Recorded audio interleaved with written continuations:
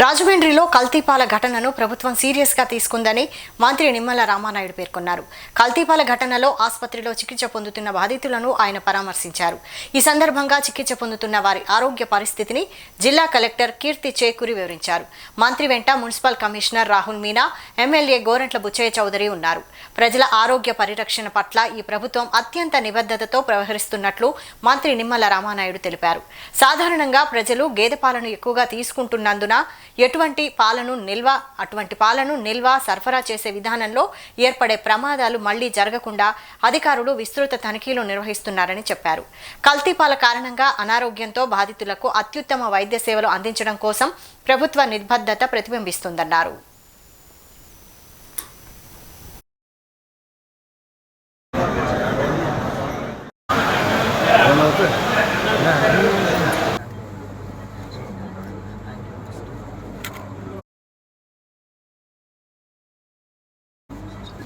తప్పనిసరిగా ఈవేళ ఏదైతే ప్రతి వ్యక్తి కూడా ఆరోగ్యంగా ఉండాలనే ఈ ప్రభుత్వం కూడా పనిచేస్తూ ఉంది.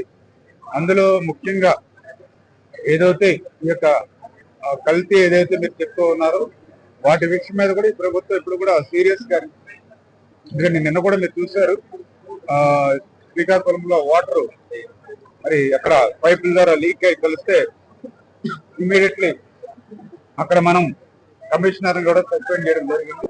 అంటే ఒక సీరియస్ గా ఒక మెసేజ్ కూడా ఎక్కడికక్కడ అధికారులు కూడా మనం కూడా ఇస్తూ ఉన్నాం. అందుకే ఖచ్చితంగా మీరు చెప్పినట్లుగా రాబోయే రోజుల్లో కూడా ఇది కూడా ఒక లెసన్ గా తీసుకుని ఏదైతే మిల్క్ వ్యాపారం ఎవరైతే చేస్తూ ఉన్నారో, ఎందుకంటే ఇది వరకు పాల ప్యాకెట్లు కానీ లేదా పౌడర్ కానీ వాడేవాళ్ళం, దానికంటే ఇంకా ఎక్కువ సేఫ్టీ ఉంటుందనే ఉద్దేశంతో చాలా గేదె పాలు సురక్షితంగా ఉంటాయనే ఉద్దేశంతో చాలా మంది ఈ గేదె పాల మీద ఆధారపడుతూ ఉన్నారు.